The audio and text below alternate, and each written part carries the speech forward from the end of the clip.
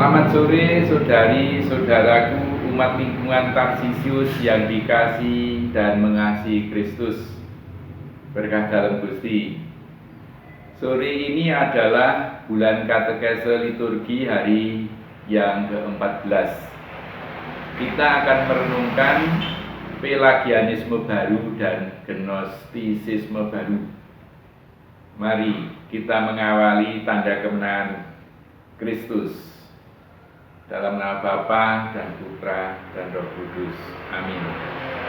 Semoga Allah Roh Kudus menyertai dan mencerahkan akal budi kita. Amin.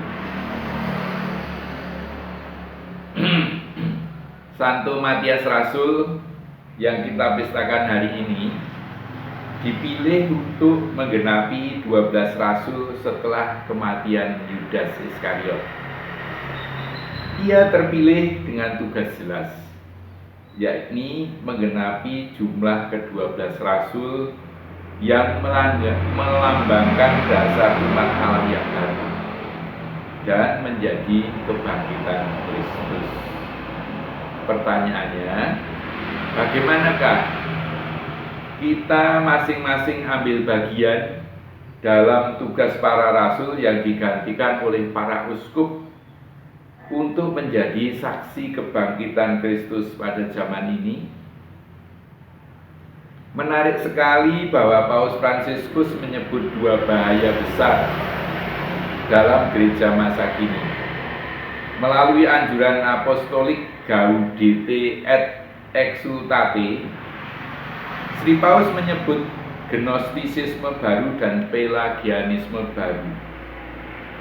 Gnostisisme baru merupakan sikap dan pandangan yang menganggap bahwa keselamatan dan kekudusan dapat dicapai melalui ilmu atau pengetahuan atau pengalaman atau gagasan tertentu yang begitu memukau dan istimewa bagi diri sendiri, tetapi intinya tidak berdampak dengan aksi kasih kepada sesama. Misalnya orang sangat kagum dengan pandangan filosofi tertentu, dengan psikologi tertentu, atau pandangan tertentu yang membuatnya hidup dalam pikiran dan perasaannya sendiri. Adapun Pelagianisme baru merupakan cara pandang yang intinya menganggap keselamatan dapat dicapai dengan perbuatan baik dan tidak memerlukan rahmat atau bantuan Allah. Pada masa kini, Paus Fransiskus menunjuk Pelagianisme baru dalam bentuk misalnya orang yang terobsesi dengan hukum, asik dengan keuntungan sosial dan politik, kekhawatiran berlebihan terhadap liturgi dengan begitu kaku dalam aturan liturgi, ajaran dan wibawa gereja, kesombongan berkenaan dengan kemampuan untuk mengelola hal praktis, sampai lupa pada kasih dan keinginan membantu kepada sesama, terlebih kepada yang menderita. Kalau begitu, menjadi saksi kebangkitan Kristus pada zaman ini adalah menghidupi dan terus belajar menjadi semakin rendah hati, dengan membiarkan diri diubah oleh karunia Tuhan, dan secara konkret menghindari Gnostisisme baru dan Pelagianisme baru. Ibu bapak yang terkasih dalam Kristus Yesus, Gnostisisme adalah aliran yang meyakini gnosis, pengetahuan, sebagai satu-satunya jalan keselamatan. Untuk memahami ketuhanan, kaum Gnostik mempelajarinya sendiri dari ilmu pengetahuan tanpa bantuan rabi, pedande, biksu, pastor, pendeta, ustadz ataupun pimpinan-pimpinan agama lainnya. Gnostisisme ini mencapai masa kejayaannya pada awal abad kedua dan bertahan hingga beberapa abad kemudian sampai kemudian meredup. Namun sebenarnya pengaruh mereka tetap tersebar meski tidak terekspos di masyarakat.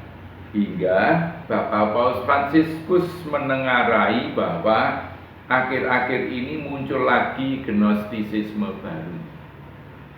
Sedangkan pelagianisme baru adalah paham yang mengajarkan bahwa hakikat manusia sebagai ciptaan Allah tidak rusak oleh tabiat dosa asal. Paham yang diajarkan oleh Pelagius ini menekankan bahwa manusia dapat memegang kendali penuh atas dirinya, sehingga tidak butuh pertolongan rahmat Allah untuk melakukan kebaikan. Implikasinya, sakramen baptis tidak terkait dengan kualitas pengampunan dosa, karena tidak adanya tabiat dosa asal. Doktrin ini mengurangi peran rahmat ilahi dalam proses keselamatan umat manusia. Isme itu tentu tidak sesuai dengan ajaran iman Katolik. Dan tentu saja Bapak Paus Fransiskus berharap agar kita tidak terpengaruh, apalagi mengikuti aliran tersebut. Saudari-saudaraku umat lingkungan Tarsius yang berbahagia, memang banyak sekali pengaruh yang menggoyahkan kualitas iman kita. Apalagi di masa teknologi informasi sekarang ini yang mengguyur kita dengan informasi, entah itu informasi yang baik ataupun informasi sampah. Semuanya kembali kepada kita sendiri. Bagaimana upaya kita untuk tetap mempertahankan iman sesuai dengan ajaran Gereja Katolik Roma. Misal dengan rajin mengikuti Ekaristi, mengikuti ibadat rutin di lingkungan, mengikuti suatu komunitas rohani, bertanya kepada pastor atau tokoh umat yang dianggap menguasai ajaran iman Katolik bila kita merasa adanya suatu keraguan-raguan, suatu kebimbangan. Dan tentu saja jangan lupa berdoa, bermati raga, mendekatkan diri kepada Yesus Kristus sesembahan kita. Saya jadi ingat filosofi bara api sebuah arang. Sebuah arang akan terjaga apinya bila ia terkumpul dalam suatu tungku bersama dengan arang-arang lain yang menyala. Bila satu arang tersisih dari kumpulannya, tidak lama lagi ia akan padam. Arang itu sendirian tidak bisa mempertahankan nyala apinya. Dan sebetulnya arang itu pun juga akan berguna bagi arang-arang yang lain untuk tetap mempertahankan bara api bila arang itu berkumpul. Demikianlah saudari-saudaraku yang bisa saya sampaikan. Tetap sehat, tetap kuat, tetap bersemangat. Dalam nama Bapa dan Putra dan Roh Kudus. Amin. Selamat sore, berkah dalam Gusti.